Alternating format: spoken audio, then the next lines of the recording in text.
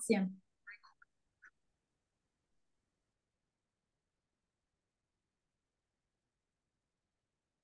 Perfeito, eu já recebi um retorno da organização. Iremos iniciar o nosso painel. Primeiramente, eu gostaria de agradecer à comissão organizadora, na pessoa do professor Fábio Veiga, mas também os colegas que compartilham desta organização, o professor Marco Villator e a professora Camila Benevides, bem como a professora Lara Cachico. Professora Lara. Então, o nosso painel é o painel 7, Direito Internacional do Trabalho, Codificação e Impactos Globais. Nós temos algumas apresentações, então, que são em português, inglês e italiano também. Todos aqui, pelo menos eu e o professor Marlos, nós podemos trabalhar aqui em ambas as linguagens, certo? Então, professora Lara, se desejar fazer alguma fala inicial, depois a gente já pode iniciar com a apresentação. Miriam, muito obrigada. Obrigada pela fala, pela abertura. É mais uma vez uma alegria participar desse evento. Participei ano passado e com muita alegria que esse ano retorno para apresentar os resultados da minha pesquisa do pós-doutorado e também auxiliar aí na Comissão de Trabalhos Científicos. Muito obrigada a todos. Desejo que todos nós tenhamos um excelente tempo de eventos hoje, de palestras, de conversas e debates. Muito obrigada. Fique à vontade, Miriam. Muito obrigada. Então, eu passo a palavra para o primeiro trabalho da Denise Pincato e do Gabriel Ketzer, Background Check Trabalhista e Responsabilidade Civil do Empregador. Lembrando que vocês têm 10 minutos de apresentação. Não, perfeito. Primeiramente, queria dar bom dia. Gostaria de agradecer muito a oportunidade. Queria agradecer também a Denise, que não está presente ainda, mas ela falou que para eu compartilhar as desculpas dela, porque ela teve um imprevisto, mas ela queria se fazer presente. Eu acredito que ela talvez consiga entrar daqui a pouco, mas eu vou ficar incumbido daí de apresentar o trabalho. Vou tentar fazer da maneira mais breve possível para respeitar o tempo, dos demais participantes também, mas já de antemão também agradeço a organização do evento. Bom, já dando início à apresentação, é um trabalho que surge da minha pesquisa de mestrado, junto com a Denise, que é minha orientadora na pesquisa de mestrado, e que basicamente é uma pesquisa que versa sobre o compliance trabalhista. Nessa pesquisa específica em relação ao due diligence e o background checks, que a gente vai ver que é uma forma de due diligence, a gente tem que entender basicamente o cenário econômico que a gente vive globalizado, que hoje em dia o acesso à informação ele é cada vez mais fácil, o acesso à informação ele acontece de maneira relativamente natural e muitas vezes esse acesso à informação ele acontece de maneira um pouco quanto irrestrita. Então, a gente se deparou especificamente agora falando do recorte metodológico desse artigo, que seriam o background checks nas fases pré-contratuais, ou seja, naquela fase em que eu ainda não sou o empregador, mas que eu estou, através de um processo seletivo, buscando informações, seja por cautela, seja por alguma necessidade de obrigação legal, seja por uma outra finalidade que tenha relação intrínseca com o contrato de trabalho, eu estou atrás de uma informação, dessa pessoa. Mas para a gente entender o background check, a gente tem que dar um passinho atrás e ir mais para o conceito de due diligence, e que a gente traz na nossa pesquisa, que seria um conceito geral de diligência prévia, que a diligência prévia ela tem a finalidade de obter informações, seja de uma pessoa jurídica, seja de uma pessoa física, quando do contrato de trabalho, que será melhor analisado agora com o decorrer da apresentação. Bom, os background checks, eles se subdividem em dois grupos. O primeiro grupo seria o Know Your Customer, que é basicamente um background check utilizado, como o nome fala, Know Your Customer, para conhecer sobre os clientes. Ou seja, um background check, ele não é tão utilizado na esfera trabalhista, mas ele é muito utilizado por empresas que trabalham com o ramo de finanças, em que vão conceder um empréstimo e tem necessidade de saber se a pessoa que eles vão ou não negociar é uma pessoa idônea, né? Na área trabalhista, acontece de existir essa utilização quando das empresas tomadoras de serviço, elas realizam algum background check em relação às empresas prestadoras de serviço e vice-versa. Uma empresa quer ter conhecimento a respeito da outra para saber com quem está contratando. Já partindo mais para o escopo do artigo, é o Know Your Employee, ou QAI, que seria, em tradução literal para o português, o conheça o seu empregado. Esse instrumento ele tem origem nos Estados Unidos e ele também tem uma origem intrínseca com o setor financeiro. Muito do compliance acaba tendo uma relação com o setor financeiro. Por quê? Porque ele surge muito da questão do FCPA na década de 70, em 78, que a gente tem toda aquela questão dos empregados de empresas americanas estimulando a corrupção ativa em vários países, muitos da América Latina, para que esses países fechassem negócios com essas empresas. E então surge a necessidade, através do FCPA, surge a necessidade das empresas americanas terem formas de investigar os seus empregados, ou seja, eu realizar formas de obter informações a respeito dos meus empregados para saber se eles estão tendo ou não condutas ilibadas quando me representam. E aí que está o ponto-chave do artigo, que seria que os empregados e empregadores, os prepostos ou os empregadores, uma conduta deles representando a empresa, ela pode gerar, sim, um tipo de responsabilidade civil da empresa. Mas isso a gente também vai ver um pouco mais adiante. Acontece o seguinte, com essa necessidade de obtenção de informações a respeito dos empregados, acontece das empresas tomarem informações que não necessariamente têm necessidade com o objeto daquela contratação. E para isso, no direito brasileiro, agora a gente tem tanto o LGPD quanto já tínhamos o artigo 373A da CLT, que estabelece limites, ou seja, eu posso sim investigar esses empregados, mas existem limites legais. Seja o artigo 7º e o 11º da LGPD, da Lei Geral de Proteção de Dados, que é o equivalente brasileiro da GDPR, ou através da CLT, que é a Consolidação das Leis Trabalhistas no Brasil, que tem tem vedação a práticas irrestritas de Know Your Employee. Bom, passando para o cenário da responsabilidade civil, a gente tem que entender que, conforme eu já adiantei, existe sim a possibilidade de tanto os empregadores quanto os seus prepostos serem responsabilizados, ou seja, quem é o responsável? A empresa pode ser responsabilizada dos atos praticados por seus sócios, dos atos praticados por seus encarregados e prepostos. O artigo 932 do Código Civil Brasileiro, ele traz ainda a questão de pessoas designadas, ou seja, qualquer pessoa designada pelo empregador para realizar determinada atividade em nome dele pode fazer com que a empresa responda de maneira civil a respeito desses atos praticados. E isso é um entendimento que já está relativamente consolidado na jurisprudência brasileira. O que acontece? A gente tem dois tipos de danos, basicamente, o dano material e o dano moral. Quando a gente, para o escopo da pesquisa, a gente se ateve aos danos morais, ou extrapatrimoniais, enfim, depende como a gente vai caracterizar.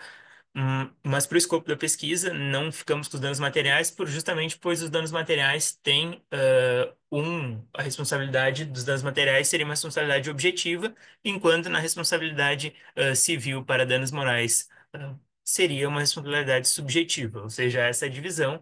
Então, basicamente, para haver responsabilização do empregador quando da utilização errônea dessas ferramentas de background checks, seria a qualidade de empregado ou subordinado ou designado ou preposto, né, conforme eu adiantei anteriormente, uma conduta culposa, ou seja, a prática efetivamente de uma conduta que possa gerar esse dano extrapatrimonial, e que essa conduta ela seja praticada no exercício da função, ou seja, tem que ter relação intrínseca com a atividade que o empregado está desenvolvendo, ou que, no caso, o candidato irá desenvolver. Então, basicamente, a gente estabelece que existe sim essa tutela de direito da personalidade na legislação trabalhista. A gente aplica o artigo 5º, inciso 5º, inciso 10º da Constituição Brasileira, e também uma lógica, analogicamente, o artigo 483 da Consolidação das Leis Trabalhistas, que permite, inclusive, a rescisão, indireta de um contrato se no eventual descumprimento, das cláusulas contratuais, que sejam também o respeito à integridade moral do empregado.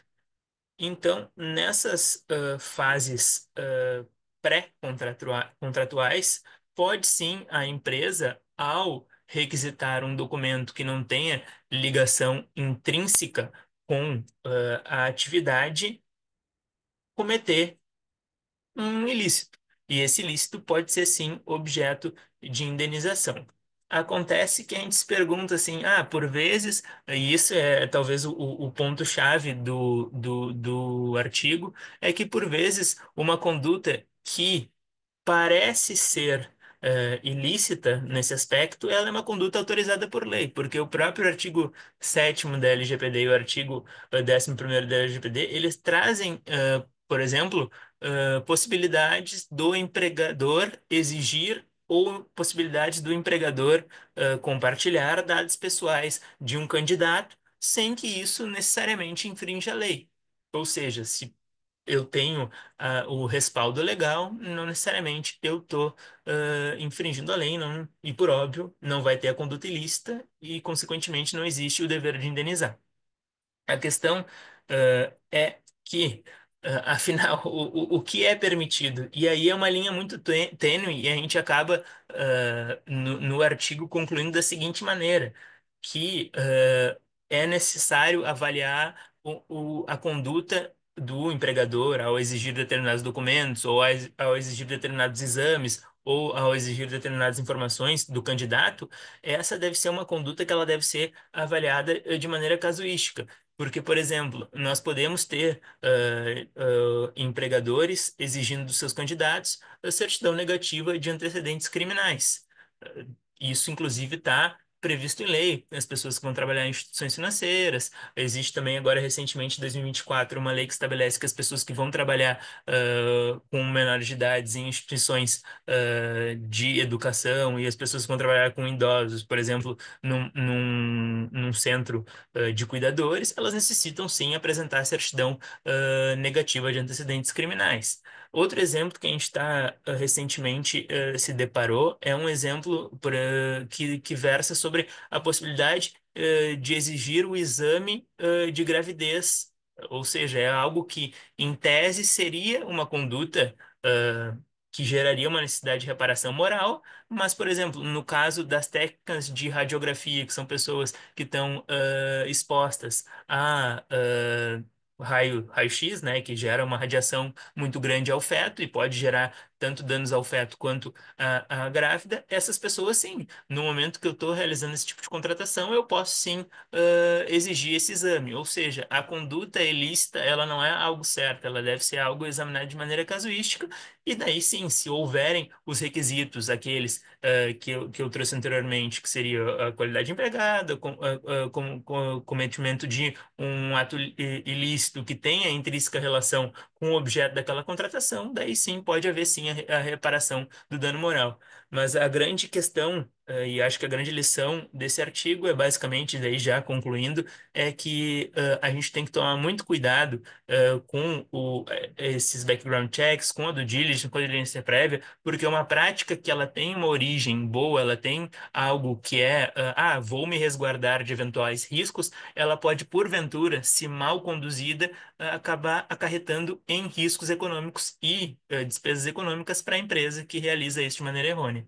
Então, é basicamente isso já, concluindo e agradecendo a todos pela atenção. Eu falei que ia ser rápido, de fato, foi rápido, mas é um artigo que ele foi muito prazeroso de escrever e a professora Denise é um excelente professora e, enfim, agradecer e muito obrigado pela atenção e seriam essas as minhas considerações. Perfeito, muito obrigada, professor Gabriel e professora Denise, pela apresentação. Realmente o tema é muito interessante, em especial porque um dos meus comentários seria sobre essa questão do exame de gravidez, justamente para atividades insalubres, foi perfeito. O quanto a tua pesquisa conseguiu demonstrar, então, essa parte mais teórica do due diligence, para a gente falar, olha, tem casos que efetivamente é preciso tensionar. Mas é uma pesquisa muito, muito interessante. Estou ansiosa aí para ver os resultados agora na nossa próxima publicação. Eu vou, inverter um pouco a ordem de apresentação e passar para a professora Lara, porque ela tem que pegar um voo, né, logo em seguida.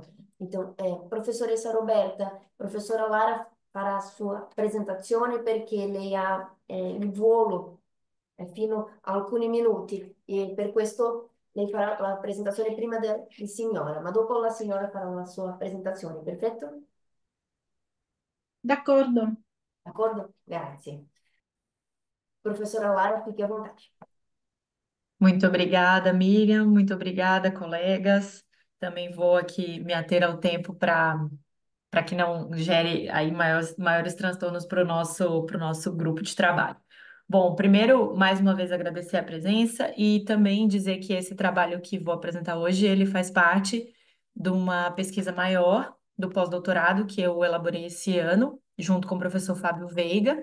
Então, ele representa um dos capítulos, uma das análises de dados feitas durante essa pesquisa do pós-doutorado. E aqui, especificamente nesse trabalho, o que que a gente se propõe a pesquisar? Qual que é a nossa hipótese? A gente analisa a relação entre a participação feminina em diretorias sindicais, a participação feminina em sindicatos profissionais e a produção de normas coletivas que protejam o trabalho da mulher. Esse é o grande objeto de pesquisa. E especificamente aqui, a nossa hipótese é verificar se o maior número de mulheres sindicalizadas impacta ou não na produção de normas coletivas com um maior número de normas que protegem a mulher. Então, essa é a nossa hipótese. E para que a gente verifique essa hipótese, nós utilizamos duas bases. Um referencial teórico, que é a professora Annie Phillips, que é professora da Universidade de Londres, na Escola de Economia. Essa professora, ela disciplina as teorias de teoria do Estado, e ciência política na Escola de Economia de Londres. E ela discute um tema muito importante sobre a representação e a participação representativa de fato nos órgãos de poder. Então, basicamente, a professora ela diz na sua teoria que só é possível que alguém se sinta de fato representado em um órgão se ela se identifica com as pessoas que estão neste órgão. Então, segundo a professora, uma mulher só pode de fato ser representada em um órgão de poder se lá existirem mulheres, porque aí sim há identificação real entre a pessoa que está sendo representada e o representante. Ela chama isso, essa teoria, de política de presença.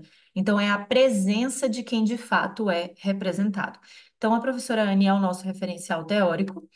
E, além disso, nós fizemos uma análise de dados, muito importante, derivada do relatório Igualdade de Gênero e Raça no Trabalho, que foi produzido pela Secretaria Brasileira de Política para as Mulheres, que faz parte do Ministério do Trabalho e Emprego do Brasil, mas esse relatório foi elaborado em cooperação com a Organização Internacional do Trabalho. E o que que esse relatório analisou e por que que ele é importante para verificar a hipótese que nós lançamos então na nossa pesquisa? Ele faz justamente a análise entre negociações coletivas e equidade de gênero. Os resultados desse relatório, eles vão indicar que a produção coletiva de normas relativas ao trabalho da mulher tem direta relação com o aumento da taxa de sindicalização dessas mulheres. Esse relatório ele utilizou uma base de dados denominada Sistema de Acompanhamento de Contratações Coletivas, que é desenvolvido pelo Departamento Intersindical de Estatística e Estudos Socioeconômicos do Ministério do Trabalho Brasileiro. Basicamente, o que que ele analisou? Acordos coletivos e convenções coletivas, realizados no Brasil nos últimos 10 anos, e especificamente ele olhou para 90 negociações coletivas. Então, 90 negociações coletivas entre acordos e convenções que foram registrados, foram olhados por esse relatório. E esse relatório identificou que existem 7 principais temas envolvendo mulheres que aparecem nessas negociações. Quais são eles? Gestação, maternidade e paternidade, responsabilidades familiares, condições de trabalho, exercício do trabalho, saúde, equidade e gênero. Então, 7 principais temas foram ali discutidos e analisados nesse relatório. Então, esse relatório ele separou as cláusulas que envolviam esses 7 temas e ele foi então verificar quantas dessas negociações tinham cláusulas específicas sobre esses temas. Então, quantificou os resultados. E o que que nós identificamos nessa análise quantitativa dos resultados dessa pesquisa elaborada aí em conjunto, né, com o Ministério do Trabalho e a Organização Internacional do Trabalho? Que os temas que aparecem com maior frequência nessas negociações são aqueles relacionados à maternidade e à gestação.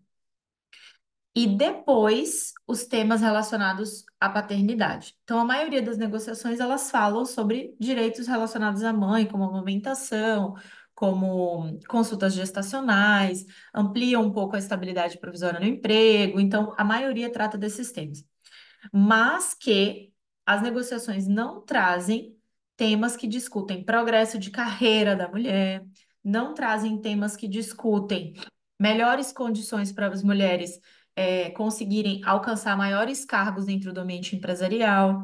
Ou seja, as negociações elas olham para o papel da mulher como mãe, mas não olham para o papel da mulher como trabalhadora, como profissional.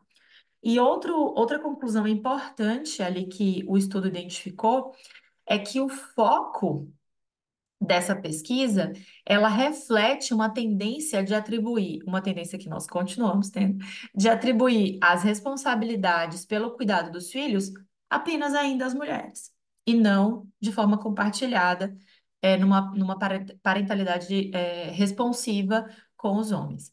E, por fim, esse estudo, ele identifica que as negociações coletivas que foram produzidas dentro de sindicatos profissionais com maior número de mulheres, elas tinham um maior número de normas de proteção às mulheres. Então, analisando esses dados e analisando a teoria da professora Anne Phillips, que discute justamente a política de presença feminina, nós podemos identificar que sim, quanto mais participação feminina nós temos em sindicatos, maior é a possibilidade de que elas de fato se vejam representadas e, consequentemente, produzam mais normas que olham para as suas realidades. Nós não estamos dizendo que homens não possam colaborar para a produção de normas que protejam mulheres. Podem, não há impedimento nisso. Mas a política de presença defendida pela professora Anne, ela diz que a representação efetiva depende de compatibilidade e depende de reconhecimento. Eu preciso me reconhecer em quem me representa, para que essa pessoa possa me representar de fato. Por isso a importância das mulheres naquele local. Então, conclui-se que a hipótese, de fato, na verdade, essa hipótese, ela pode ser confirmada por essa teoria e pelos resultados desse relatório da Organização Internacional do Trabalho em parceria com o Ministério do Trabalho. E a partir de então, nós verificamos a necessidade de discutirmos formas, e aí já fica para o restante do trabalho, discutirmos formas de incentivar as mulheres a participarem de sindicatos profissionais e, principalmente, se sindicalizarem. Agradeço mais uma vez o tempo de todos e agradeço pela fala, a professora Roberta em especial por ter me dado esse tempo à sua frente. Muito obrigada, Miriam, devolvo a palavra. Muito obrigada, professora Lara. Achei a sua pesquisa relevantíssima, especialmente porque eu só queria fazer um comentário, né, antes da gente prosseguir, é que eu já vi algumas pesquisas relacionadas à representatividade da mulher no âmbito político, né, então vereadoras, senadoras e tudo mais, e que há uma grande tensão que não necessariamente uma maior quantidade de vereadoras e senadoras, deputadas, vai resultar em normas que sejam mais protetivas às mulheres no âmbito legislativo. Então, eu achei muito interessante a sua pesquisa, porque ela é diametralmente oposta, né? Ela traz um resultado completamente diferente no âmbito dos sindicatos. Muito interessante, professora Lara. Até depois vou querer ter acesso ao seu artigo, mas também a sua pesquisa de pós-doutorado, porque realmente a profundidade foi algo que me destacou bastante. Muito obrigada por compartilhar conosco. Tá? Agora eu vou passar a palavra à professora Camille e o professor Marco Vilator, que estão presencialmente no evento, para dar a sua saudação. O microfone está aqui. Tá aqui. Boa tarde, bom dia para minha querida presidente, a professora Miriam, no Pique Ferraz, a Miriam Olívia, mais conhecida, né? É uma grande honra vê-la online, minha amiga, e agradecer também pela gentileza, né? Nós estávamos correndo do restaurante para cá e deu uma atrasadinha, e a Miriam já nos salvou nessa questão. Miriam, que eu conheço desde pequenininha, né, conjunto com a sua mãe lá na OAB, e tive a honra, assim como a Camila aqui do meu lado, tive a honra de trabalharmos juntos em dissertação, em tese, direta e indiretamente, né, com as amigas. E é uma grande honra de estar nesse momento, né, a convite do nosso presidente, professor Fábio Veiga, e também da nossa querida coordenadora Camila Benevides, de estar nessa mesa e vendo também doutorandos, o Marlos, que está aí nos assistindo, e outros tantos professores queridos que estão aqui. E parabéns também pela fala importantíssima da professora Lara. Passo a palavra para a nossa presidente, a doutora Camila. Então, eu também, muito rapidamente, quero apenas agradecer a participação, né? Os trabalhos que nós recebemos foram muito interessantes, estou ansiosa para ver a versão dos artigos finais. Agradecer aqueles que puderam participar presencialmente. Para mim, sempre é uma honra estar também ao lado do professor Marco Vilatore. Espero, em breve, que a Miriam possa retornar aqui para a Itália, fazer talvez um trecho do pós-doutorado dela aqui também. Temos uma participante também presencialmente aqui. Então, realmente vai ser uma tarde muito riquíssima e justamente para dar andamento, eu adesso invito la professoressa Roberta Carignano, che ci farà una presentazione chiamata Metaverse and Place of Work, the Discipline Application in International Employment Relationships. Grazie mille, buon pomeriggio e buonasera a tutti voi. È veramente un grande quindi piacere poter intervenire insomma in questo evento. Io condivido con voi delle slide, così condivido lo schermo. Le slide sono in inglese, il mio intervento sarà in italiano, in modo tale che proviamo ad abbracciare una platea più ampia, poi se ci sono domande io sono qua. Condivido intanto.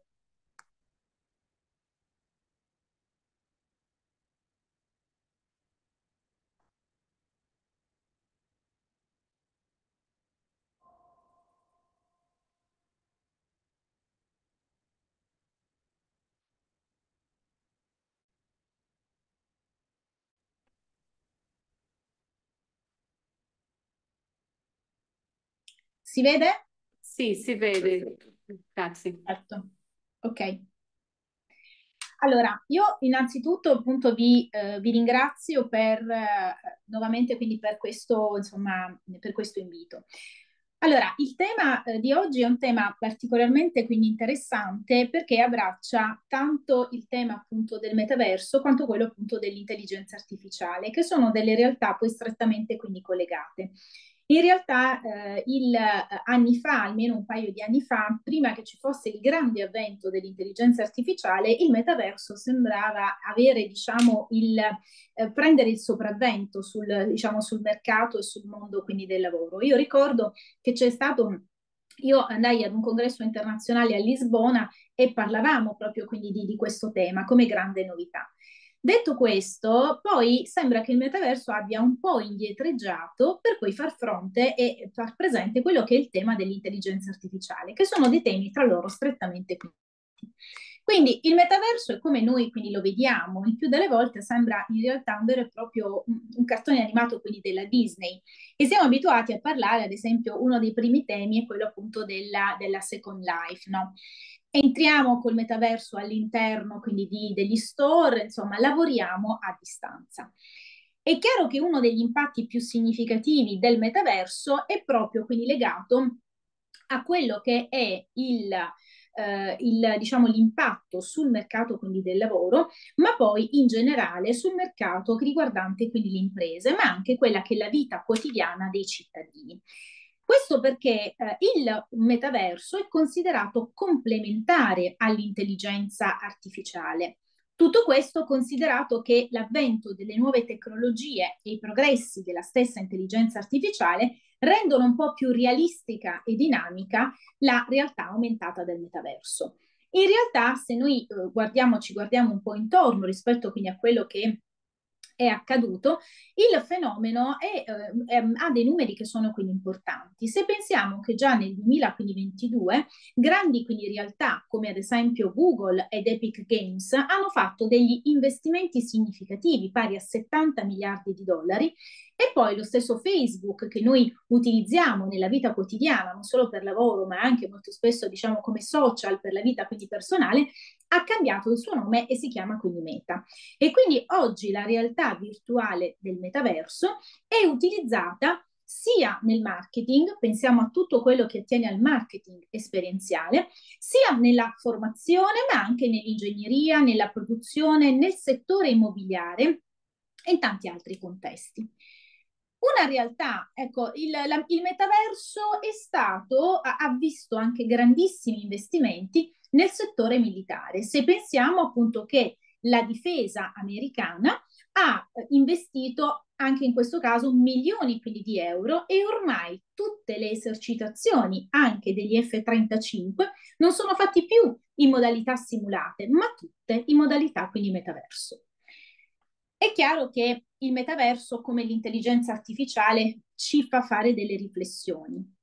La prima riflessione è sicuramente una riflessione di natura etica. Etica perché, in primo luogo, quello a cui noi pensiamo è il rapporto che noi abbiamo come singoli rispetto ad un avatar, in questo caso, o rispetto anche ad un sistema quindi di regole che non è più regolamentato solo e soltanto dall'uso dell'intelligenza umana, ma è regolamentato da algoritmi. Quindi il nostro mercato quindi del lavoro è governato anche e soprattutto da algoritmi in cui l'intelligenza naturale insieme a quella artificiale convivono e si contaminano. Certo, questo è un problema importante perché dobbiamo evitare che questa contaminazione, che il ricorso agli algoritmi, possano determinare delle discriminazioni, perché le discriminazioni sono dietro l'angolo. Infatti, molto spesso l'aspetto importante da considerare è dovuto al fatto che la rete è piena di stereotipi, è piena di discriminazioni, e quindi l'intelligenza artificiale abbinata a dei modelli appunto di metaverso possono recuperare dalla rete una serie di stereotipi e possano produrre nel tempo delle problematiche che indirettamente poi provocano delle vere e proprie discriminazioni, quindi dirette. È chiaro che il diritto del lavoro in questo contesto, in questo scenario è molto attenzionato.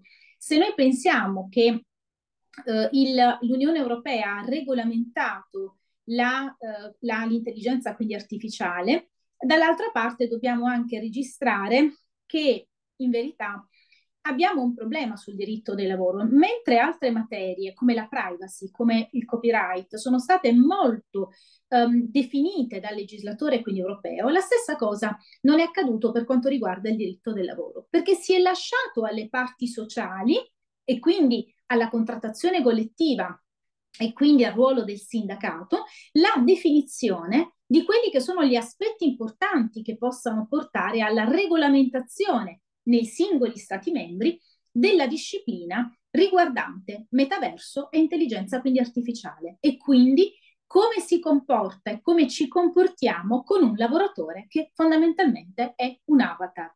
Nello stesso luogo di lavoro noi possiamo avere lavoratori veri e lavoratori quindi virtuali. E noi abbiamo già delle sperimentazioni. Le primissime sperimentazioni che si sono verificate, ad esempio, sono state nella selezione, nel lavoro di Crédit Agricole, una banca che ha sede anche in Italia, e anche un progetto portato avanti dalla Regione Veneto. Oggi pensiamo che, ad esempio, tutta la modalità di selezione del personale di grandi realtà, come tra queste, ad esempio, Unilever, è fatta sulla base di intelligenza artificiale e di rapporto con persone, in questo caso avatar virtuali. E quindi eccoci che forse in una prossima conferenza ci ritroveremo in parte umani e in parte quindi avatar. Io personalmente ho creato, come un po' tutti noi, anche il nostro piccolo avatar che ci dovrebbe quindi somigliare. Però vediamo come in effetti così cambia la regolamentazione, cambiano anche i soggetti. E quindi il diritto internazionale e il diritto del lavoro si pongono la problematica. Quale è la legislazione applicabile? Pensiamo ad esempio a quello che accade nel caso delle piattaforme. I lavoratori su piattaforme, pensiamo ai riders, pensiamo a quello che è accaduto in passato anche con Uber. Noi abbiamo delle piattaforme, dei lavoratori che lavorano con una modalità che è parcellizzata. E allora il problema con l'avatar è ancora maggiore, perché cosa accade in caso di attività lavorativa di un avatar che lavora per un'azienda, ma che si trova collocato in un altro luogo e quindi in un'altra nazione. Questo provoca sicuramente delle problematiche in materia di sicurezza e in materia di privacy, ma soprattutto anche in materia di legislazione, quindi applicabile anche alla regolamentazione del rapporto di lavoro, oltre che al costo, perché se siamo in Europa abbiamo un'unica moneta, ma se già ci confrontiamo con l'America abbiamo l'euro e il dollaro. Immaginiamo di invece entrare in un mondo in cui un'azienda che ha sede in Italia, in Francia o in Germania, ad esempio, o in Spagna o in Portogallo, possa lavorare, quindi avere tra i suoi dipendenti dei lavoratori che si trovano in India, piuttosto dei lavoratori che si trovano appunto in Brasile. E quindi come regolamentiamo questo rapporto di lavoro? Le implicazioni sono importanti, perché se per un verso al lavoratore, in questo caso che lavora in metaverso, quindi al lavoratore avatar, possiamo applicare la legge prevista per quanto riguarda il distacco transnazionale, perché la prestazione lavorativa dell'avatar assunto da un'impresa si può configurare come una prestazione temporanea di servizi da parte di un'impresa che si trova in un paese diverso da quello in cui viene eseguita la prestazione, però dall'altra parte, accanto alla disciplina del distacco internazionale, ci poniamo anche un'altra domanda. Ma la fattispecie è così chiara? Perché ad esempio a volte, nei casi in cui non possiamo applicare il distacco, magari possiamo avere delle discipline fraudolente. E allora a quel punto dovrebbe trovare quindi applicazione la regolamentazione del regolamento di Roma 1. È chiaro che tutto questo crea delle problematiche, sia, quindi abbiamo visto, di legge applicabile, distacco o non distacco, ma pone anche delle problematiche inerenti il vero problema, cioè quello del dumping contrattuale. Perché può accadere quindi benissimo che dei soggetti possano lavorare all'interno di un determinato scenario, ma in contesti dove il costo del lavoro è molto più basso e quindi si verifica un fenomeno di crowdsourcing di manodopera. E questo è un aspetto critico, perché in quel caso si pone ancora di più il problema di quale è e di quale sarebbe la disciplina del lavoro applicabile. Anche perché ci troviamo dinanzi a delle situazioni che sono dubbie, cioè delle situazioni anche abbastanza, diciamo, ambigue, per cui per accedere a una forza lavoro esternalizzata in alcuni quindi paesi lo si può fare, ma magari solo in quei paesi dove la forza lavoro è molto più bassa. E quindi... Scusi, professoressa? Sì?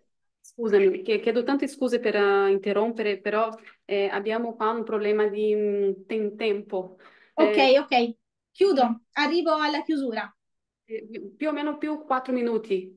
Sì, no, ce la faccio ampiamente, ci sono, ci sono. Chiedo scusa. Non ti preoccupare, grazie. Quindi si pone quindi un problema quindi importante e quindi cioè quella che è la problematica dell'esecuzione della prestazione lavorativa di un avatar all'interno quindi di un altro paese, da un lato, ma anche il tema dello smart working. E quindi come facciamo nel caso in cui noi abbiamo delle fattispecie come quelle dello smart working, quale disciplina applichiamo? Un altro problema che è interessante, e vado alla slide successiva, come qualifichiamo il rapporto di lavoro? Perché il problema è se stiamo guardando alla persona che segue il lavoro o alla prestazione.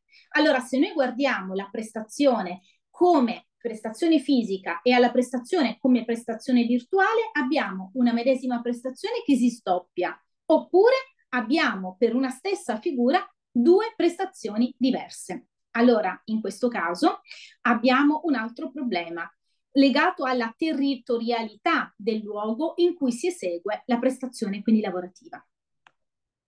Ancora, quindi abbiamo una problematica importante. Ad esempio c'è Biasi, una parte quindi della nostra quindi letteratura, che ci dice che non conta se il lavoratore si sposta nello spazio, quello che conta è il punto di contatto, cioè dove il lavoratore si trova in quel momento, è sulla piattaforma e quindi in quel momento si dovrà applicare una legge che è completamente diversa e che potrebbe essere anche la legge del domicilio o anche la legge riguardante la residenza del lavoratore.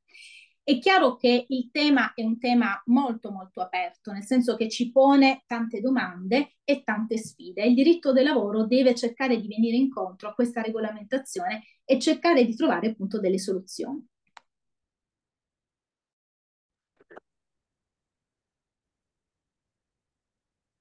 Grazie mille professoressa, guarda, mi piacerebbe tantissimo anche sentire di più perché proprio questo è un argomento che mi piace. Ho appena finito il mio dottorato all'Università Sapienza e l'argomento era Sì, proprio quale sarebbe la legge applicabile per i lavoratori che lavorano 100% da remoto e quale sarebbe anche il tribunale competente per analizzare una possibile causa caso ci sia dei problemi.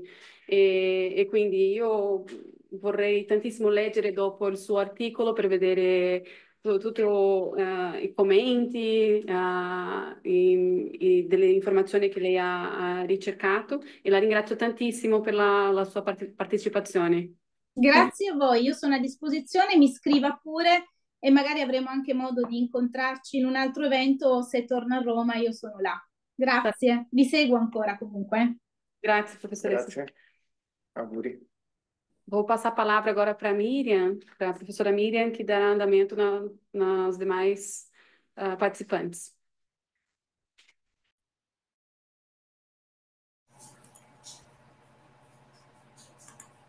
Muito obrigada, professora Camila.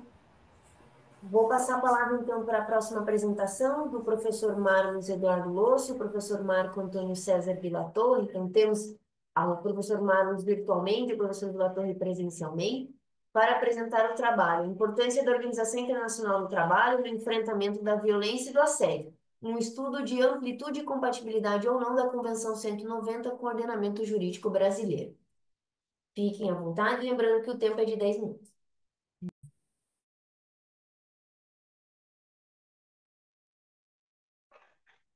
Olá, bom dia a todos que estão no Brasil, uma boa tarde a todos que estão em Portugal e aos amigos também que estão na Itália.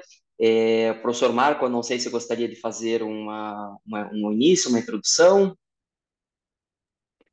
Eu faço a introdução só para lembrar o professor Marlos Eduardo Faria Losso Conheço desde da faculdade de Direito, né? Nós estivemos juntos em especialização, nós estivemos juntos em mestrado, né? Ele me deu a honra de ser o orientador dele, na verdade eu aprendendo com ele, e agora estamos quase na conclusão do curso de doutorado, né? Do professor Marlos, dentro da Universidade del Estúdio de Roma 1, Sapienza, junto, em cotutela com a Universidade Federal de Santa Catarina. E passo a palavra para o professor Marlos para expor o trabalho que foi apresentado, que foi encaminhado por escrito, né, para trazer as informações importantíssimas nesse sentido. Fica à vontade, professor Marlos. Obrigado, professor Marco, pelas belas palavras. Saúdo ao professor que está aí diretamente da Itália. Dessa vez invertemos, porque outra vez eu estava aí e o professor estava aqui, né? É um grande prazer estar junto com o professor, junto com a professora Camila, nossa colega do doutorado, junto à professora Miriam, também colega do doutorado, grandes amigos. Também saúdo a organização do evento, na pessoa do professor Fábio, do Ibirujur, e agradeço pela oportunidade ímpar de discutirmos um pouco mais sobre temas relevantes para o direito do trabalho internacional. O artigo que nós escolhemos, escrito em coautoria com o professor Marco, fala sobre a Convenção número 190 da OIT. Né? Fazer um breve resumo sobre o tópico para não tomar muito tempo. Como nós sabemos, vivemos num mundo globalizado, onde os problemas internacionais, do ponto de vista trabalhista, se conectam. Né? Nós falamos de dumping social, de flexibilização ou diminuição dos direitos trabalhistas, de redução do poder de compra do trabalhador e até da saúde mental do próprio trabalhador. Nessa linha, nós temos o papel muito importante da Organização Internacional do Trabalho em regulamentar esses temas. O trabalho em específico fala da Convenção número 190, que aborda o combate à violência e ao assédio no mundo do trabalho. Para que a gente possa falar um pouquinho sobre a Convenção 190, cabe lembrar um pouco sobre a Convenção número 111 da OIT, que fala sobre o combate à discriminação. Ou seja, a gente só pode falar de violência e assédio no mundo do trabalho se a gente partir da premissa que devemos combater a discriminação, até porque a discriminação é o caminho para que se inicie o assédio e a violência no mundo do trabalho. Convenção número 111 da OIT já é antiga, da década de 50, ratificada pelo Brasil, né? E a Convenção número 190 é uma convenção relativamente recente, ela é de 2019, entrou em vigor em 2021, e já temos aí um número de ratificações significativo, mais ou menos um quarto de países já ratificaram. O que nós temos vendo e confirmado nas pesquisas é que vem aumentando o número de ações trabalhistas que se discute o tema relacionado à violência e assédio no mundo do trabalho. Em recente pesquisa, a Organização Internacional do Trabalho mencionou que uma grande parte dos trabalhadores já foi vítima de pelo menos uma única vez, situações que envolvem assédio no mundo do trabalho. Dentre elas, as principais vítimas são mulheres, o grupo da qual pertencem as mulheres, os jovens e os migrantes. Esses são os três grupos que mais sofrem assédio, segundo a própria OIT. Muito bem, de acordo com a Convenção número 190, o que seria uma situação que caracteriza assédio e violência no mundo do trabalho? Pois bem, para a Convenção 190, seria um comportamento único ou repetido que cause ou possa causar dano, seja no âmbito físico, psicológico, sexual ou econômico ao trabalhador, causando consequências não só para a vítima, como para a empresa e para a própria sociedade, e a sua abrangência é uma abrangência ampla, né? Por que é uma abrangência ampla? Porque, diferente do conceito que nós temos de assédio no trabalho, vamos dizer assim, a gente tem aquele conceito tradicional, que o assédio ocorre dentro do ambiente de trabalho, ou seja, dentro do local onde o trabalho é realizado.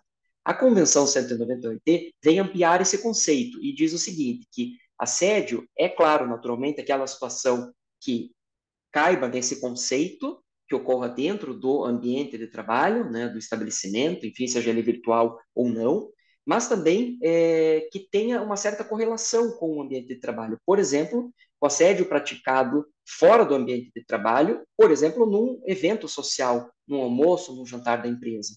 Temos também a caracterização do assédio em contratos de trabalho já rescindidos, ou seja, fora também do âmbito ali de vigência daquele contrato de trabalho. Ou seja, um trabalhador que teve o seu contrato rescindido, mesmo após a rescisão, ele pode ser considerado vítima de assédio de acordo com a Convenção 190.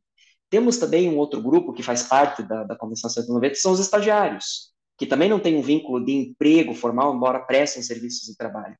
E um último grupo de trabalhadores que eu anotaria aqui são os voluntários, né? E é um grupo bem especial, porque da mesma forma que os estagiários prestam seu labor sem uma finalidade lucrativa, mas sim uma finalidade educacional de aprendizado, os voluntários prestam um serviço para a empresa de uma maneira sem finalidade lucrativa, né? Ou seja, mesmo nesse conceito, eles se enquadram na caracterização do que é um assédio e violência no mundo do trabalho.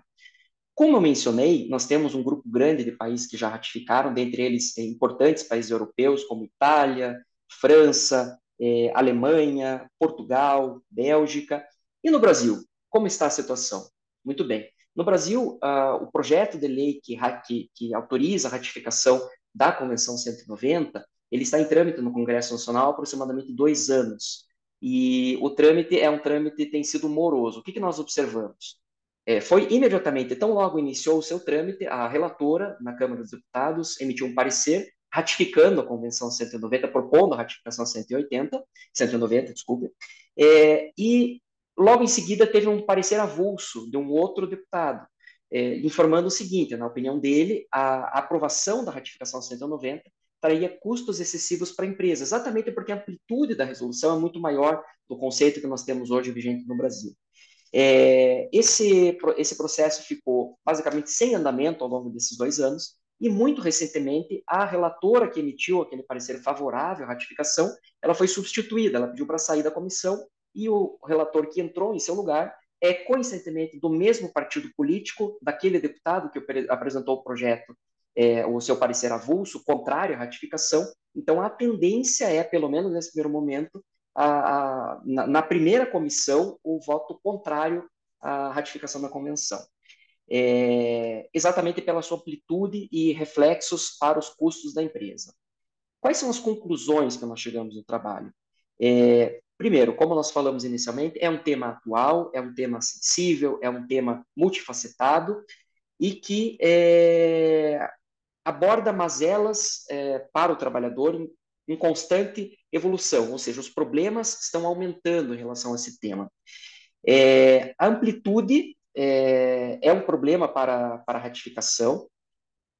A conclusão, chegando no ponto final mesmo do nosso trabalho, é que ela está compatível, de certa forma, com o ordenamento jurídico brasileiro, por causa do tema, da importância do tema. Todavia, lembro a observação do professor Marco, quando nós estávamos discutindo o trabalho, observou muito bem que o conceito de assédio para a convenção é um problema de compatibilização com o que há no Brasil, porque no Brasil nós sabemos que o assédio é caracterizado por uma conduta reiterada, e a Convenção 190 caracteriza o assédio, pode caracterizar o assédio como uma única conduta. Também chegamos à conclusão que a Convenção 190 está alinhada com o objetivo número 8 da Agenda 2030 para o Desenvolvimento Sustentável da Organização das Nações Unidas. Então, essas são as considerações do nosso trabalho, que ainda está em fase de conclusão, o artigo, né, apresentamos um resumo para o evento aí do Iberojur. Agradeço mais uma vez, deixo a palavra para o professor Marcos, se quiser fazer algum complemento também, e fico à disposição de todos. Muito obrigado. Não tem complementação nenhuma, até porque foi brilhantemente exposto. Só pedimos desculpa porque tinha 2 professores italianos que estavam se despedindo da gente aqui. Por isso que a Camila saiu antes e depois eu saí para dar tchau para eles, que eles tinham que voltar para as cidades de origem. Mas parabéns, Marlos, um ótimo trabalho que está sendo desenvolvido também, né, nesse caso. Obrigado.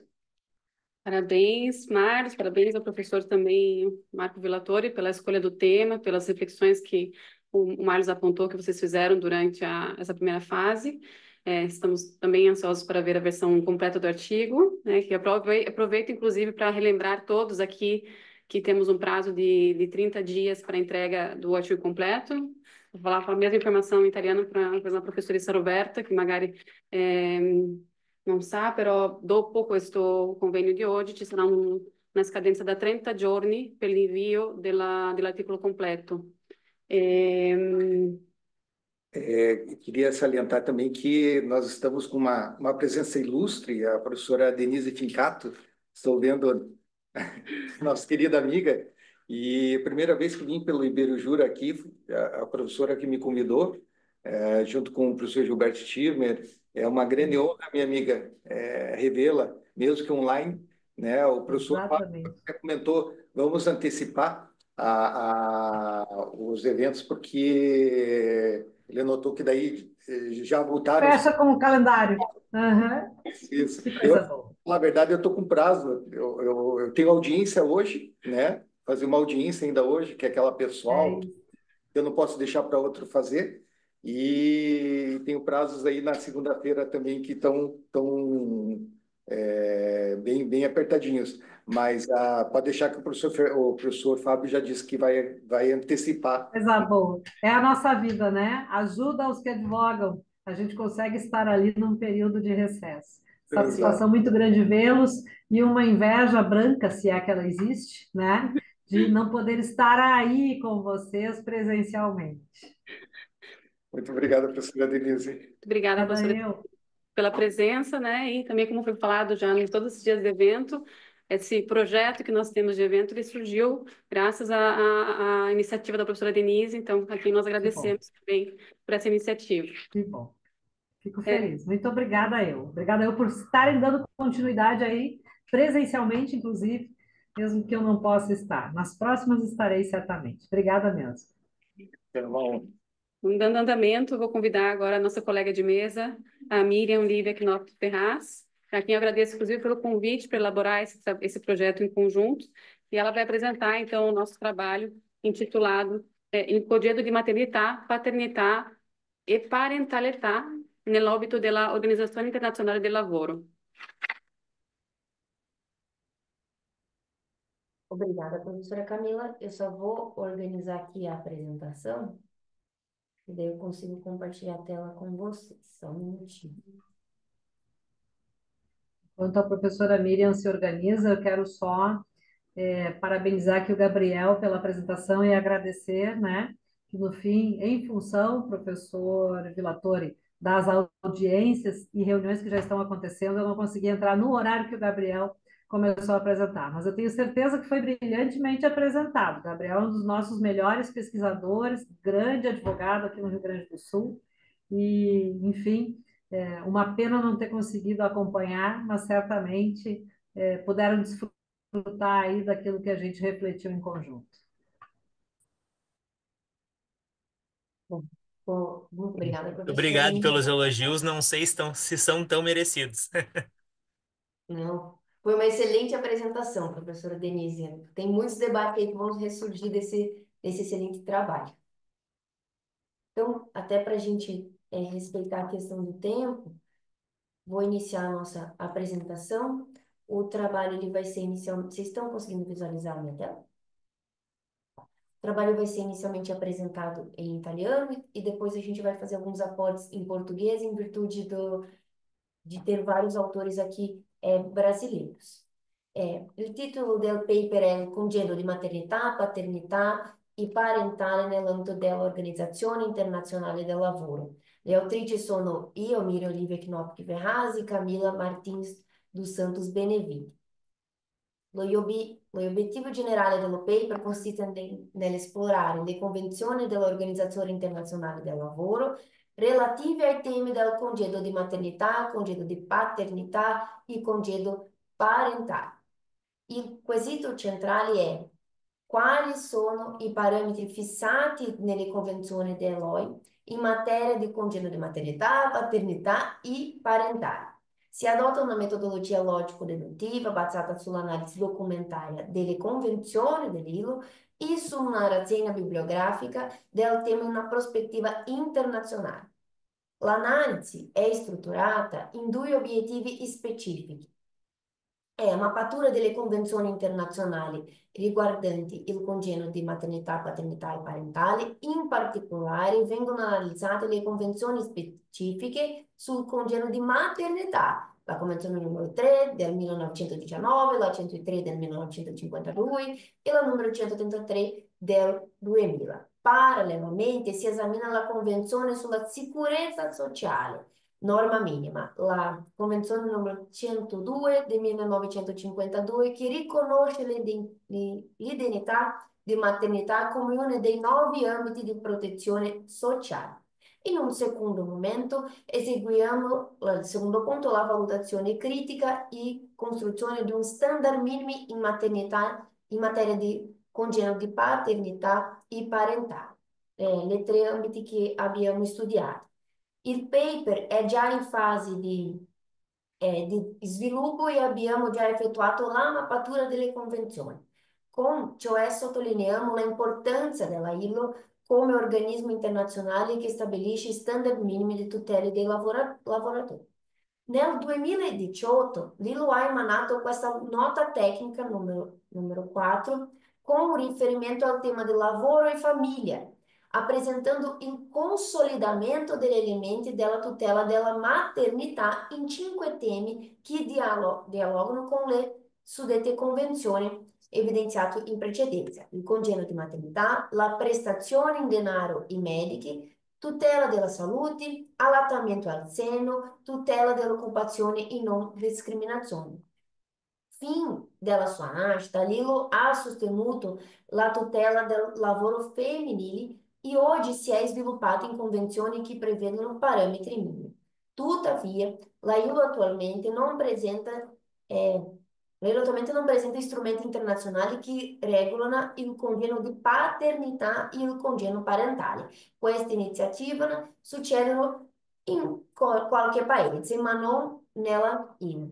Si conclude parzialmente che esistono diverse composizioni familiari, così come la divisione della responsabilità familiare e la loro interazione con l'ambiente di lavoro può essere incoraggiata dall'Organizzazione Internazionale del Lavoro.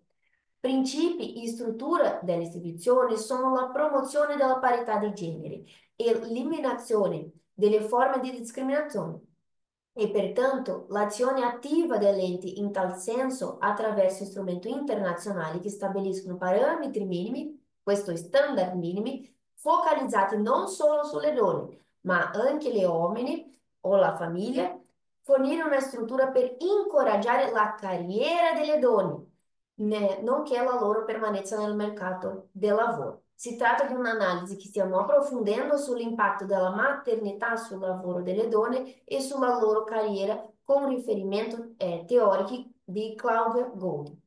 Questa è la presentazione in italiano, dopo farò só piccoli apporti in português. Então, agora eu consegui respirar, né? Voltei, até peço desculpa à professora Camila por falar assim tão rápido, né? Mas a ideia dessa temática vem do pós-doutorado que estou desenvolvendo com o professor Marco Vilator, e eu achei muito interessante que dialogou com o trabalho da nossa primeira professora que falou sobre a questão sindical.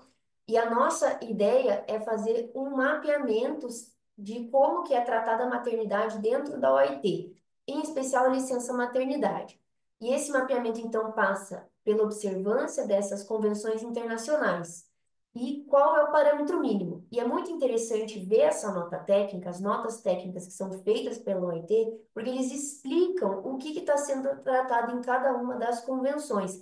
E que pensar a maternidade não é só a licença maternidade, e sim a prestação em dinheiro, a tutela da saúde, o aleitamento materno e a não discriminação, que acaba dialogando aí com vários trabalhos que a gente viu hoje.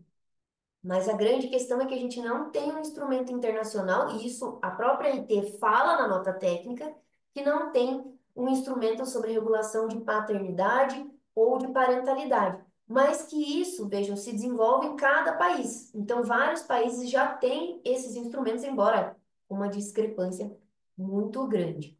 E a gente ainda está no desenvolvimento da parte 2, que é essa avaliação crítica sobre o impacto disso na carreira das mulheres. Camila, se você quiser fazer algum aporte final? Não, na verdade, quero agradecer a Miriam novamente pelo convite, por essa brilhante exposição. E já dar um spoiler, que além desse trabalho, já estou com um projeto para apresentar para a Miriam, para a gente estender essa pesquisa, fazendo um estudo comparado com a situação aqui na Itália, porque a questão legislativa, né, das normas, de maneira geral, aqui na Itália, elas são mais evoluídas em comparação com o que nós temos no Brasil, mas na prática, eu li recentemente uma pesquisa e foi isso que me deu a ideia de a gente continuar esse nosso trabalho, que é o retorno das mulheres ao mercado de trabalho depois da maternidade. Tem uma pesquisa aqui na Itália que apontou, eu preciso daí realmente verificar a fonte e entender quais foram os requisitos, mas que mais ou menos 60% da mão de obra italiana feminina não retorna para o mercado de trabalho nos 5 anos que se sucedem após o parto. Então, e como isso acaba impactando também na carreira delas.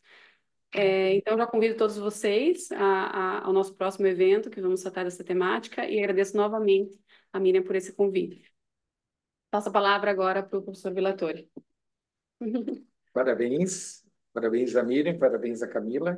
Um tema também importantíssimo, como os demais que foram aqui expostos. E parabéns também, Miriam, pela apresentação nas duas línguas perfeitamente. E dando andamento, então, nós temos aqui a Andressa Letícia Oliveira Tundes Ramos, a Luana Caroline Nascimento Damasceno e a Priscila Farias dos Reis Alencar, da Universidade do Estado do Amazonas, sobre o tema a transição justa para uma economia de baixo carbono e a proteção dos direitos dos trabalhadores. Está ali. Você vai apresentar, Andressa? Luana. Eu vou iniciar, professor. Fique à vontade, Luana. Só lembrando daí dos 10 minutos para o grupo e boa exposição para vocês. Muito obrigada. Bom dia a todos. Meu nome é Luana e junto com a Andresa, nós somos mestrandas da Universidade do Estado do Amazonas e o trabalho aqui, como já foi dito, né, vai falar um pouquinho sobre a transição justa para uma economia de baixo carbono e a proteção dos direitos dos trabalhadores. Bom, a nossa pesquisa, ela aborda uma necessidade de transição justa para assegurar a proteção dos direitos dos trabalhadores e uma possível requalificação para novas funções em setores emergentes. Daí surge uma problemática, né? E é justamente por isso que a pesquisa ela busca entender os desafios e as oportunidades que a transição para uma economia de baixo carbono impõe aos direitos dos trabalhadores. Partindo desse pressuposto, o objetivo geral é justamente determinar os principais efeitos dessa transição nos setores de empregos tradicionais e na força de trabalho, além de avaliar como as políticas da OIT podem facilitar essa transição justa. O método utilizado nessa pesquisa foi o método dedutivo, né, partindo de conceitos gerais, e a metodologia é de natureza qualitativa. A Andresa vai dar sequência ao aprofundamento da pesquisa. Dando sequência à exposição, eu vou fazer algumas considerações e, ao final, concluir. Então, inicialmente, é preciso ter uma ideia de transição esclarecendo do que para que estamos querendo transicionar. Nos debates de desenvolvimento sustentável, trata-se de realizar a transição de um modelo de produção, de consumo, transporte e de sociabilidade resultantes de altas emissões de gases poluentes que causem a alteração do clima e o aquecimento global, e que depois se voltam contra nós mesmos, como estamos vendo com secas extremas, chuvas fora de época, tornados, dentre outros fenômenos que aumentam, né, a sua intensidade em razão das mudanças climáticas. Com relação ao emprego, temos um modelo herdado da Revolução Industrial, que lidou com a natureza apenas como um fator de produção a mais, entendendo as externalidades negativas apenas como mera consequência daquele procedimento. Então, hoje, temos evidências científicas que as mudanças climáticas têm origem nas ações humanas, conforme os relatórios do IPCC, que é o painel intergovernamental sobre mudanças climáticas das Nações Unidas. Quando se fala de transição justa e emprego, fala-se do enfrentamento entre o mundo do trabalho e o ambientalismo, entre o combate às mudanças climáticas e a geração de emprego e renda. A partir da década de 70 do século XX, começa a se aprofundar o debate sobre o meio ambiente e a Convenção de Estocolmo, de 73, passando pelo relatório Brundtland, de 83, e é a partir daí que as Nações Unidas vão desenvolver pela primeira vez um conceito de desenvolvimento sustentável, como um processo que satisfaz as necessidades presentes, sem comprometer a capacidade das gerações futuras de suprir as suas próprias necessidades. No plano do mundo do trabalho, o conceito de transição justa também começa a ser formulado pelas primeiras vezes no âmbito do movimento sindical nos Estados Unidos, onde os trabalhadores das indústrias petroquímicas e de mineração realizaram, inclusive, a primeira greve ambiental. No contexto ainda da saúde e segurança do trabalho, mas já semeando a ideia de que a necessidade de transição de fontes de energia altamente poluentes para outro modelo de produção e de consumo não deveria penalizar os trabalhadores, que durante décadas laboraram nas indústrias de carvão, de petróleo, de cobre e de gás, por exemplo. Então, a ideia de transição justa aproxima-se, na sua lógica, do conceito de responsabilidade comum, mas diferenciada, que foi o conceito, a lógica introduzida também no Acordo de Paris. Ou seja, países de industrialização tardia não podem ser responsabilizados pela alta carga de poluentes depositado na atmosfera, da mesma forma que os países com industrialização originárias, que foram os pioneiros desse movimento. Na COP21, por ocasião do Acordo de Paris, pode-se dizer que ocorreu uma vitória do movimento sindical por conseguir que o termo transição justa por força de trabalho, essa expressão, fosse incluído no preâmbulo do termo de acordo.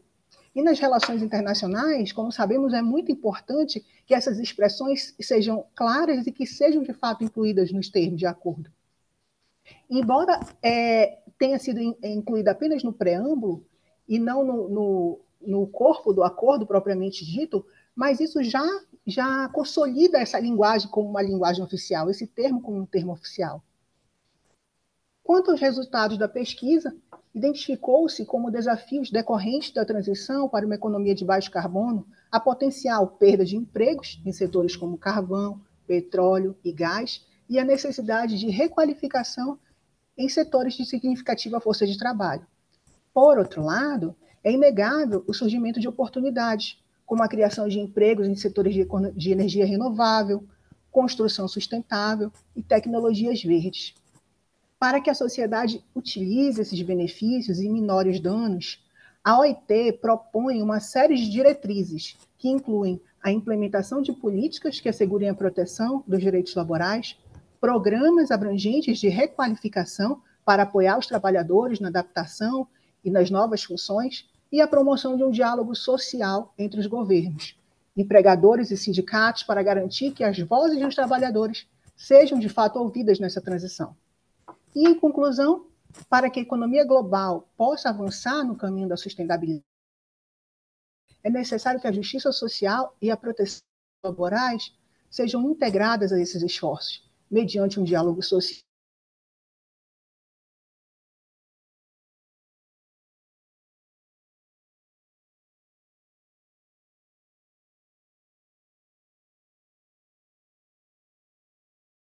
social, econômica e ambiental.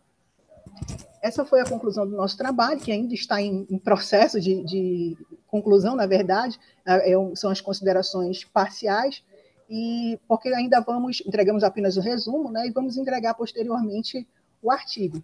Então, agradecemos e colocamos-nos à disposição para quaisquer outros esclarecimentos. Devolvo a palavra à professora Miriam. Muito obrigada.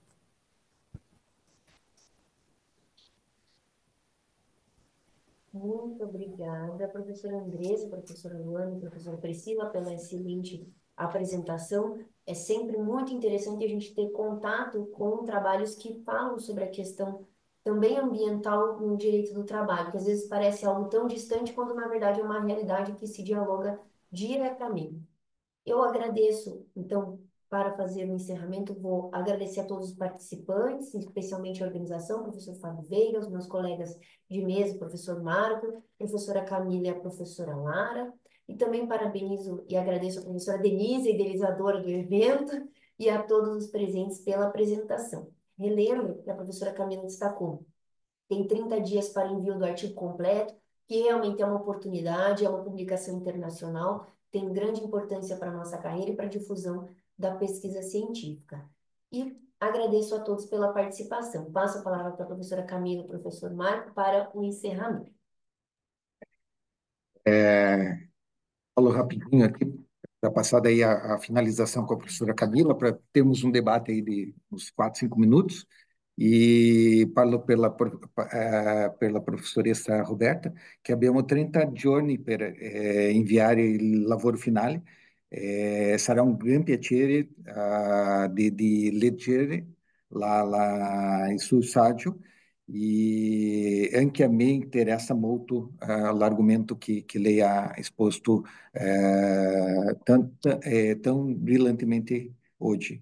Ringrazio molto. Grazie a voi. A presto, allora. A presto. Presto, sim, professoressa. Agradeço também a todos os participantes aqui do nosso painel, agradeço pelos trabalhos, as apresentações também, que foram exposições muito interessantes. Nós temos aqui agora uma média de 5 minutos, caso então alguém queira fazer perguntas, fazer comentários. Abbiamo adesso, professoressa, 5 minuti per magari fare dei commenti, una domanda. Purtroppo dopo questi 5 minuti dobbiamo chiudere perché ci sarà un'altra sessione proprio qua in quest'aula. Quindi lascio la parola per chi, deixo a palavra para quem quiser fazer algum comentário ou pergunta.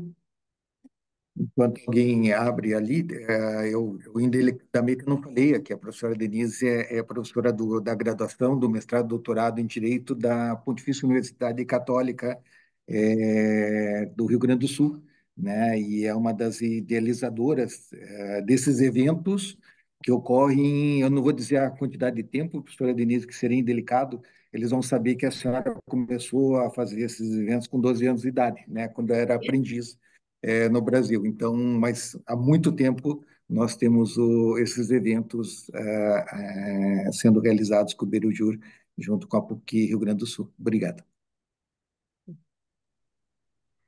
Isso só mostra que temos bons amigos que ajudam a levar esses projetos, esses sonhos, enfim, né, essas oportunidades. Muito obrigada em meu nome e em nome da PUC, né, por todo o envolvimento ao longo desses anos que nos trazem aqui já a alguns períodos de colóquio. Ultrapassamos até a pandemia, né? Até a pandemia a gente conseguiu superar com os nossos eventos. Muito obrigada. Parabéns. Eu tinha, então, só aproveitando esses últimos minutos, eu tinha passado os meus comentários para o professor Marlos, achando que não teria tempo de trazer uma ideia. Mas eu achei muito interessante o debate que o professor Marlos trouxe sobre a dificuldade que nós temos de ratificar convenções internacionais aqui no Brasil, porque elas podem se incompatibilizar com o nosso ordenamento. E isso é um medo, assim, ainda bem que o nosso legislativo está com medo, porque depois do que eles fizeram com a Convenção 58, que eles só ratificaram, e daí a gente teve que enfrentar o problema dessa ratificação depois, foi um pouco caótico. Mas lendo sobre o problema da ratificação, tem alguns autores que discutem que existem outras formas de a gente lidar com instrumentos internacionais que eu achei muito interessante, que ao invés do país ratificar um instrumento e depois adaptar o ordenamento, o país ele pode analisar o instrumento, adaptar o ordenamento, fazer um período de teste sobre aquela temática para daí ratificar o instrumento internacional. E essa inversão da lógica, ela pode ser muito interessante para justamente a gente evitar essas discussões de incompatibilidade. Então, não somente para a Convenção 190, que é de grande importância, mas que vai mexer muito no nosso ordenamento, talvez a solução seja essa virada de chave para a gente poder implementar aos poucos no país, por exemplo, para depois se comprometer internacionalmente, que é uma reflexão que eu estava trazendo e compartilhei ali com o professor Marcos, agora já compartilho com o professor Marco e a todos. Não, é brilhante essa tua ideia. Nós já temos uma legislação, né, que é a nova CIPA, de 2022, que entrou em vigência em 2023, que traz a questão envolvendo violência e assédios no trabalho, né? Traz algumas regras novas. É claro que não é uma ratificação, não é um documento que sirva amplamente para utilizar na Convenção 190 da OIT, mas já é um início, já é um ponto de saída. E lembrando, a Miriam comentou da Convenção 158 da OIT, muita gente pode não saber qual é essa convenção, Miriam, é aquela convenção que obriga aos empregadores de explicar o porquê que estão dispensando os seus empregados, né? Até o professor Luiz Eduardo Gunter, do PPGD, do Unicuritiba, ele brinca que é a convenção do Tim Maia, me dê motivos para ir embora, né? Que o Brasil raticou no início da década de 90 e 2 anos e pouquinho depois ele teve que denunciar porque a Justiça do Trabalho, o mundo do trabalho no Brasil parou. E eu já advogava nessa época e era o caos, né? Ninguém mais tinha audiência porque os magistrados eles eram orientados a marcar a audiência inicial ou a continuidade da audiência 2, 3 anos depois, porque ninguém sabia, todo mundo sabia do problema da consequência disso, que era a reintegração ou a readmissão com pagamento de salários, que era outro absurdo de tradução da Convenção 158 da OIT. E o Brasil levou um puxão de orelha da Organização Internacional do Trabalho, porque não se pode denunciar se não esperar 10 anos da ratificação. E ele esperou basicamente 2 anos e pouco. Então, a interpretação do Brasil era: mas já faz 20 anos que está vigiando internacionalmente, então entrou no segundo lapso de 1 ano da convenção, mas não é do período, do momento que ela entrou em vigência internacional, do momento que o país ratificou essa convenção, né? Mas aceitaram porque viram que no Brasil tava um caos, né? Apesar de que tem ações no Supremo até hoje. Bom, fazendo um último comentário aqui para encerrar a nossa sala, talvez o caminho que nós possamos fazer nessas situações, quando existe esse conflito, é uma situação que a gente até viu hoje, no período da manhã, com uma palestra do professor Marco Motchella sobre a diretiva sobre o salário mínimo. Claro que a diretiva não é um tratado internacional, faz parte do sistema de normas aqui da União Europeia, mas o que aconteceu nesse caso específico é que a União Europeia decidiu por editar essa diretiva e a Itália ela tem uma grande é, de- uma aversão, entre aspas, assim, a criar uma norma interna que estabeleça um salário mínimo interno, porque aqui a atuação sindical é muito forte, eles entendem que isso pode acabar prejudicando os salários que já são estabelecidos em normas coletivas.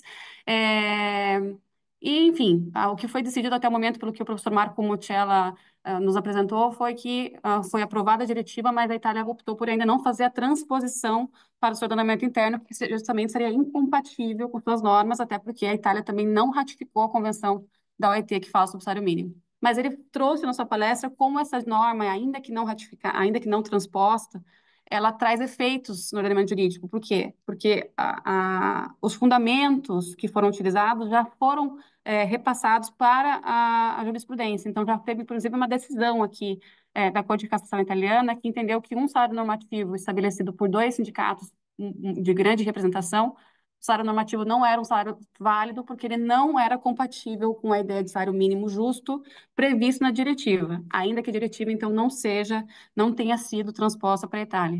Então, eu acredito que a jurisprudência brasileira, nesses casos em que ainda não houve em casos de tratados internacionais, não houve ratificação, pode também, de certa forma, considerando até a previsão na CLT de normas, estudos comparados, evoluir a nossa jurisprudência até o momento que a própria legislativa, então, acompanhe essa nova tendência a ver um tipo do tema que estará sendo abordado.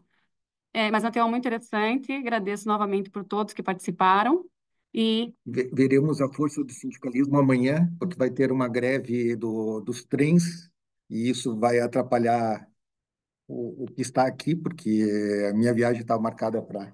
eu também tenho que pegar um trem. Tomara que no meio do caminho eles não façam a greve, né? Vamos vivenciar o jeito do trabalho no dia a dia aqui amanhã.